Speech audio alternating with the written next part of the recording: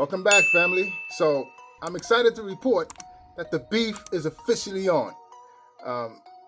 Jim Jones and Pusha-T are officially into it. And if you asking why am I excited about a beef, it's because I don't believe that this is anything real that could spill over outside of the booth. I think these guys, Jim Jones and Pusha-T for that matter, weren't the subject of conversation recently, and this is a way to propel themselves back into the forefront. So they might have collaborated on this, but it certainly seems like Jim Jones was pushing for it. Jim Jones recently went on a number of different platforms where he kept saying that Pusha T isn't a top tier rapper and certainly doesn't belong in the top 50 greatest of all times. Whether you agree with that or not, he's certainly entitled to his opinion. That's his opinion. It just seemed like it was a little too much. With everywhere he went, he kept repeating the same thing, kind of coaxing Pusha T to beef with him, to come outside and let's spar. That's what it sounds like to me. So I don't think this is a dangerous beef, not like these young boys. These are OGs, legendary rappers, whose pen game is still sharp, so I am certainly waiting to see how this verbal sparring sessions between these two goes. Here is Jim Jones' Breakfast Club interview where this whole Pusha T thing came to a head. Did Pusha T reach out? Did Pusha T reach out and say, Jim, you bugging, you top 50? I don't think Pusha T will reach out. I'm not the type of person who'll reach out to me about my opinion. You heard? Y'all not cool? I mean, I ain't cool with him like that. Oh, I don't know him like that. I know him to say what's up, give him a pound. You did, and I wasn't trying to diss him. And just they asked me a question, and y'all get very excited and things like that. But I don't think my phone ain't the line to be calling. Jim is funny. Jim said, I wasn't trying to diss him, but Jim said he's not top 50. I don't think he was selling drugs and crack like that. Like I mean, Jim don't stop. Jim just keep going. Jim said, not his own dope. Not his own crack. Not his own I mean, maybe I might have took it a little bit far. Maybe I could have said something else to get my point across. And I don't want to sit up here looking like we using Pusha T for the butt of our joke and things like that. But I mean, it's like it is what it is, man. Like we're not going to sit up here and go back and forth about it. I don't really care. Do you know? Can you tell me? Can you sing along the 5 Pusha T records right now? His records. Yes. His records? Yeah. Name I love them. Pusha. Nostalgia. Oh, you was a Pusha T fan. You know. I didn't know he had fans like that. Can you name 5 Pusha T records? No, his records. See, but can you rap to 5 Pusha? I can't rap 5. All right, can you rap to 5? Wait. Can you rap? If 5 Pusha T records, not the records he's featured on, if 5 Pusha T records came on right now, could you rap them? You could rap 5 Pusha T records?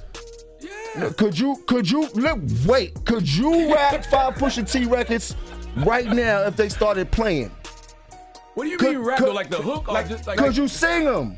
Verse for verse, they came on like certain joints. Like no, not certain. No, I'm on. saying could you rap?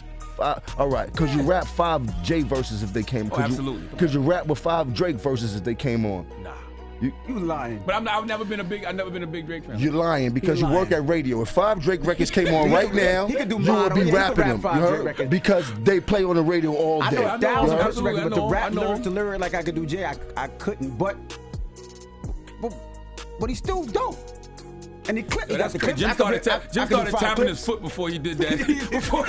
I'm just gonna say that because I don't want to get it because them niggas will be like, yo, Jim way wild on them. Shout out to Pusha T. I love your soul, my dog. You're not in my top 50. So that was the Breakfast Club interview, which I believe was the catalyst for all this. Jim Jones went on there and shared his opinion, and you can't fault the man for having an opinion. I certainly disagree. Pusha T, to me, is a top-tier rapper. He might be on my list of top 50 greatest rappers of all times. My only gripe with him is that he doesn't switch his subject matter, and he's not very versatile. He raps about the same thing all the time, how he was a kingpin, moved keys and this and that, all that sort of nonsense, which we all know is cap. So I was personally surprised that Jim Jones would go at Pusha T in the way that he was. He was baiting this guy. He wanted this. And again, this will bring both of them back to the forefront of conversation. So, but I didn't think Jim Jones had a chance going at Pusha T. He certainly did. Pusha T responded with a record which was vague, but everybody said that the lyrics were directed at Jim Jones. So this is the visuals to Pusha's supposed diss towards Jim Jones. Everything was subliminal. There was no direct diss. It was subpar as far as I'm concerned. The song was cool, you know, classic Push, nothing special. I'm completely certain that this is a strategy.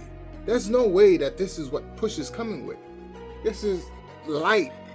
I think he's baiting Jim Jones. Shit, I ain't gonna lie.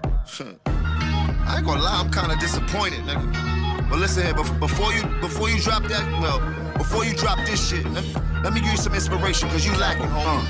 That shit was trash, we gon' let them get a do-over. They got you gas, you must think that you the new Hover. You a 4.0, nigga, I jumped in a new Rover. Your brother still jumping in bed and you tell him move over. These two roach niggas don't know what to do on no raid. Kanye gave you whips, but that's what they do to the slaves. You trying to act bad, but we ain't doing charades. I really have bombs on the block just like I threw a grenade. What you need? Don't got no time to be concerned with no watch you got. You never been uptown by now working by the poppy spot. Trying to get illusions when you run up in the Aki spot. By 5,000 bottles, you turn around and get a choppy chop. I spent 500,000 down in Mazda spot. I got a $500,000 car with the bras on top. And fuck their flowers, we got roses with the stars on top. I make a toast with my jewels like a mazel tov. My name is my name, but they ain't screaming yet. They talking about the rapper Kane, but we ain't seen it yet. We got the switches on that bitches, your whole team get wet. But let me chill, cause I don't wanna get my team upset. The only beef you know, nigga, is Arby's or the Big Mac. We don't drive through, we drive by in the car with a Big Mac. That last shit you dropped, that shit was garbage, take that shit back. Plus you got your brother rapping, what you trying to bring the clips back? Talking about your brother, what happened to that boy? It's looking like it, they be selling crack to that boy. Really though, enough of the jokes, is how niggas get embarrassed.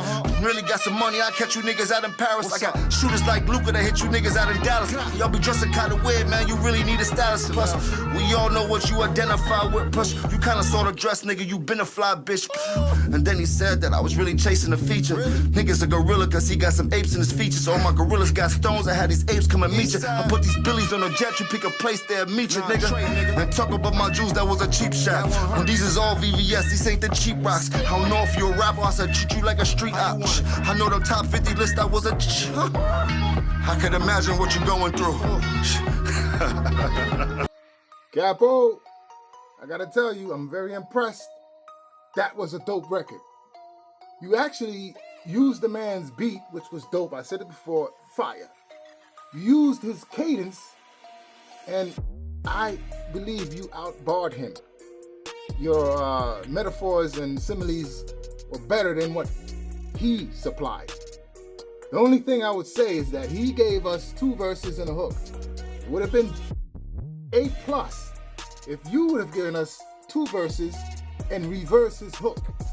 Use the same cadence he used on the hook and you put your own words to it. That would have been a flawless victory. But I gotta tell you, from where I stand right now, I'm gonna give Jimmy round 1. He surprised me. I knew Jimmy could flow, he had raps, but he's going at this guy directly, which is what I like. And he's using things that he knows about him. He's referencing his brother looking like a crackhead, them sleeping in the same bed. That's good stuff. Those are lines that hit below the belt. That's what we want to see. So I don't know what you guys think, but me personally, I'm giving this one to Jimmy. I would love to hear more. What's Pusha T gonna come out with? I believe right now he's doing his research so he can come with lines that hit below the belt just like Jimmy did to him. So if he comes out with a whole song coming at you, Jim, you're gonna have to respond with a whole song, not just a verse. That's the only thing I'm gonna fault you for right now, but I'm still giving you round 1. So you guys get in the comment, you tell me what you think. Who you think took this first round? To me, it's Jimmy hands down. Leave P in the comment if you think Pusha won. J in the comment if you think Jimmy won. All right, thanks for tuning in. Catch you on the next one.